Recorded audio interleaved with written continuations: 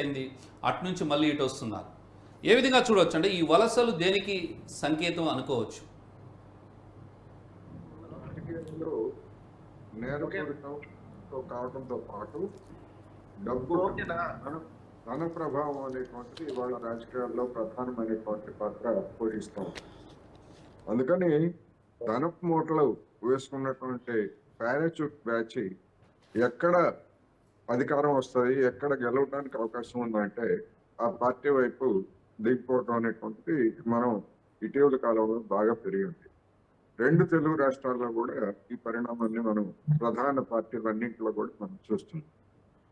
ఇప్పటికి వచ్చేసరికి తెలంగాణలో బీజేపీ ప్రకటించినటువంటి జాబితాను చూసినా, లేకపోతే కాంగ్రెస్ ప్రకటిస్తున్నటువంటి జాబితాను చూసినా కానీ ఈ జంపింగ్ జిలానీలు, పారాచూట్ బ్యాచ్ వీళ్ళల్లో కూడా బాగా డబ్బు కండబలం ఉన్నటువంటి వాళ్ళందరూ కూడా చేరు. ఉదాహరణకి బీజేపీ ఇప్పటి వరకు ప్రకటించినటువంటి 15 సీట్లలో 9 సీట్లు దిగుమతి చేసుకున్నటువంటి క్యాండిడేట్స్. ఇంకొక 2 సీట్లు ఉన్నాయి. ఆ 2 సీట్లలో కూడా దిగుమతి చేసుకున్నటువంటి వాళ్ళనే ప్రకటించబోతున్నారు అనేటువంటి వార్తలు వస్తున్నాయి. ప్రకటిస్తారా లేదా అనేటువంటిది వేరే అంశమైనా డెఫినెట్ గా ఇప్పుడు వస్తున్నటువంటి పేర్లు అవి చూసినప్పుడు వాళ్ళు కూడా దిగుమతి చేసుకున్నటువంటి క్యాండిడేట్. కాంగ్రెస్ పరిస్థితి కూడా అట్లాగే ఉంది. ఎట్టి పరిస్థితుల్లోనూ అసెంబ్లీ ఎన్నికల్లో వచ్చినటువంటి విజయాన్ని కన్సాలిడేట్ చేసుకోవాలనుకుంటే ఈ విధమైనటువంటి బీఆర్ఎస్ నుంచి కావచ్చు, లేదా బీజేపీ నుంచి కావచ్చు, ఎవరైతే బలంగా ఉంటారో లేదా 4 ఓట్లు సంపాదించగలరు అని అనుకునేటువంటి వాళ్ళందరినీ కూడా కాంగ్రెస్ కూడా ఆకర్షిస్తాం. అందువల్ల 2 ప్రధానమైనటువంటి పార్టీలు బీజేపీ కానివ్వండి, కాంగ్రెస్ కానివ్వండి అదే పరిస్థితి.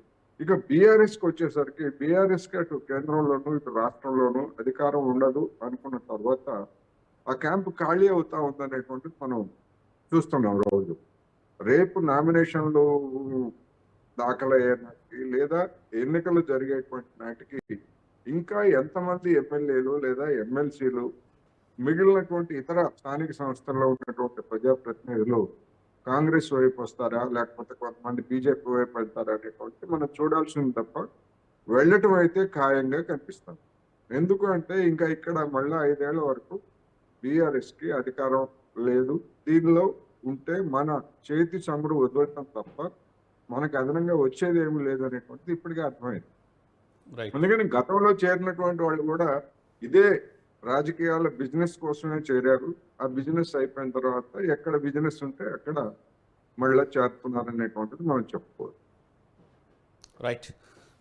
సాయి గారు ఏమంటారు? అంటే మీకు ఈ చేరికలు బలాన్ని ఇస్తాయా, లేకపోతే మీరు చేర్చుకోవడం వల్ల ప్రజలు దీన్ని అంటే అంగీకరిస్తారా లేదా? ఎందుకంటే మొన్ననే ఎలక్షన్లు అయి 100 రోజుల పాలన పూర్తయింది, ఆ తర్వాత ఎలక్షన్ కోడ్ వచ్చింది. కానీ మీరు ముఖ్యంగా గ్రేటర్ మీద ఎక్కువ ఫోకస్ పెట్టారు. గ్రేటర్లో ఉన్నటువంటి మీరు వీక్నెస్ని స్ట్రెంథన్ చేసుకోవడం కోసం ఈ చేరికల ఏంటి అసలు? ఎందుకు ఇంత విపరీతమైన దూకుడు? అంటే ఏం లేదండి చూడు, రాజకీయంగా కొన్నిసార్లు అంటే యుద్ధం మనం మొదలయ్యేటప్పుడు సైన్యాన్ని సమకూర్చుకోవడం, యుద్ధం మొదలయ్యేటప్పుడు సైన్యం సమకూర్చడం అది రాజకీయ నైపుణ్యంలో ఉండి వాళ్ళు మాత్రం ఇంకోటి చేయలేరు. ముఖ్యంగా కొన్నిసార్లు మనం మాట్లాడుతున్నప్పుడు ప్రతిసారి ఆ పార్టీ వాళ్ళు వచ్చారు, ఇక్కడ చేసుకుంటున్నారు, అది ముఖ్యంగా ఉండొచ్చు. కానీ రాజకీయంలో యుద్ధాన్ని మొదలయ్యేటప్పుడు సైన్యాన్ని సమకూర్చుకోవడం రాజ్యం యొక్క లక్షణము. ఆ సైన్యము ఎక్కడి నుంచి వచ్చిందా, ఎక్కువ మంది దిగుమతి చేసుకున్నామా అనేది అది థర్డ్ పాయింట్, సెకండ్ పాయింట్ కాదు. థర్డ్ పాయింట్ యుద్ధాన్ని గెలవడమే ముఖ్యం. రాజు యుద్ధం గెలిచే నమ్మకం ఉన్నప్పుడు సైన్యం తనకు తానుగా వస్తుంది. అది కాంగ్రెస్ పార్టీ పైన వచ్చిన నమ్మకం. ఇప్పుడు ఇంతకుముందు కాంగ్రెస్ పార్టీ నాయకుడిని, కాంగ్రెస్ పార్టీ జెండా ఉందా తెలంగాణలో, కాంగ్రెస్ పార్టీ అసలు ఉందా అన్న నాయకులే ఇప్పుడు కాంగ్రెస్ పార్టీలోకి వస్తున్నారు. అది కాంగ్రెస్ పార్టీ యొక్క గొప్పతనం. మీరు ఏం మాట్లాడచ్చు, రాజకీయంగా చేస్తుందా కాంగ్రెస్ పార్టీ ఇట్లా చేస్తుంది, కాంగ్రెస్ పార్టీ చేస్తుంది అనొచ్చు, అది మీ యొక్క హక్కు. కానీ అధికారం కోసం మేము అవినీతి పనులు మాత్రం చేయము. కాంగ్రెస్ పార్టీకి ఎవరు వచ్చినా వారి పదవులకు రాజీనామా చేసి వస్తున్నారు. ఏ ఎంపీలు కూడా కాంగ్రెస్ పార్టీ మీరు చూడొచ్చు వాళ్ళకి టికెట్ రాలి చాలా మందికి ఇప్పుడు మన